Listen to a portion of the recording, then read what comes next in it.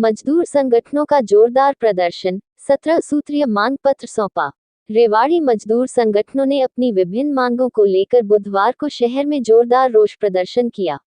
प्रदर्शनकारी भारतीय मजदूर संघ के बैनर तले नेहरू पार्क, रेवाड़ी में एकत्रित हुए और वहां से सचिवालय तक रोष मार्च निकाला। इसके बाद उन्होंने मुख्यमंत्री के नाम अपनी 17 सूत्रीय मांगों का ज्ञापन सौंपा। इस दौरान कर्मचारियों ने सरकार के खिलाफ जमकर नारेबाजी की। वक्ताओं ने अपने संबोधन में सरकार पर निजीकरण को बढ़ावा देने और कर्मचारियों की अनदेखी करने का आरोप लगाया। उन्होंने कहा कि यदि समय रहते कर्मचारियों की मांगों को पूरा नहीं किया गया तो आंदोलन को और तेज किया जाएगा। कर्मचारी नेताओं ने चेतावनी देते हुए कहा कि सरकार ने यदि उनकी समस्याओं पर गंभीरता से विचार नहीं किया तो इसके गंभीर परिणाम भुगतने पड़ सकते हैं।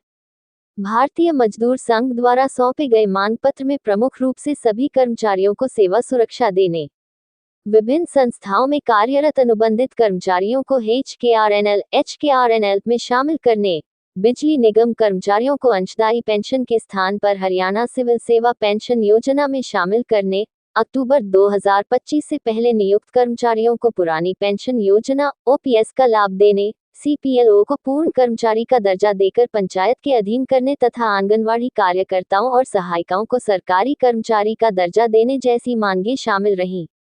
प्रदर्शन के माध्यम से कर्मचारियों ने सरकार से शीघ्र उनकी मांगों पर सकारात्मक निर्णय लेने की अपील की।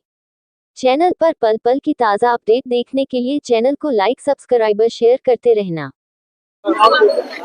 आज हमारे BMS हरियाणा से जो हमारा बहुत बड़ा मंच है, उससे पूरे हरियाणा में हर मुख्यालय पे हम आज इकट्ठे हुए हैं और हमारे साथ अन्य विभागों से, ट्रेड यूनियन से, सभी अपने अपने विभागों से हमारा संयुक्त आंदोलन था।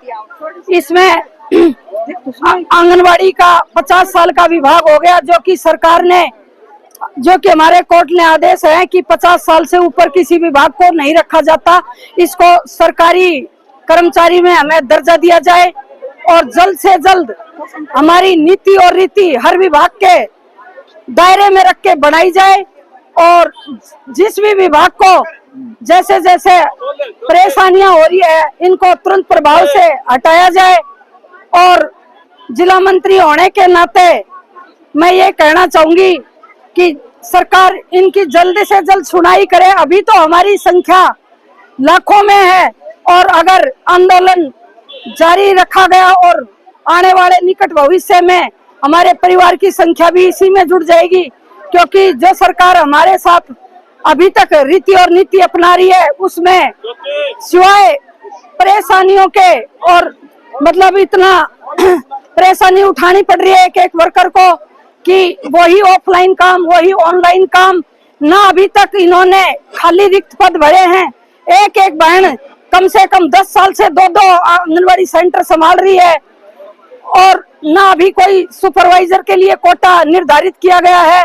50% के कोटे में 25% जो कोटा बढ़ाया गया है, उसमें आयु सीमा समाप्त की जाए। मैं यही कहना चाहूंगी, जो हमारे साथ जो विभाग है सभी का हमने जो ज्ञापन दिया है उसको जल्द से सुनवाई की जाए। धन्यवाद। वो सर OTP का ये है कि गांव में जैसा कि महिलाएं एक फोन रखती हैं, उनको उनके पति ले जाते हैं और हमें बच्चों के लिए जब OTP लेना पड़ता है, उनका जो THR भरते हैं, तो कई बार वो क्या होता है कि वो अपना काम पे लगे होते हैं, वो हमारे पीछे उस फोन को रख के थोड़ी वो करेंगे, तो OTP की निर्धारित समय होता है तो वो OTP कामयाब नहीं होता। इसलिए या तो इस पोषण ट्रैकर से OTP के नाम की चीज हटाई जाए। अति देखो, अति ऐसी होती है, जब अति हो जाती है ना, या तो सरकार, अब उनको भी पता है कि कितना ज्ञापन, सब मंत्रियों को पता है कि कितनी बार हमने क्या ज्ञापन दिया और हमारी क्या मांगे है। जब अति हो जाएगी तो ये महिलाओं का दल बल है, 90% महिलाएं ही काम करती है इस आंगनवाड़ी विभाग में, तो वो जब अपना चंडी का रूप धारण करेगी तो सरकार को भी पता चली जाएगा।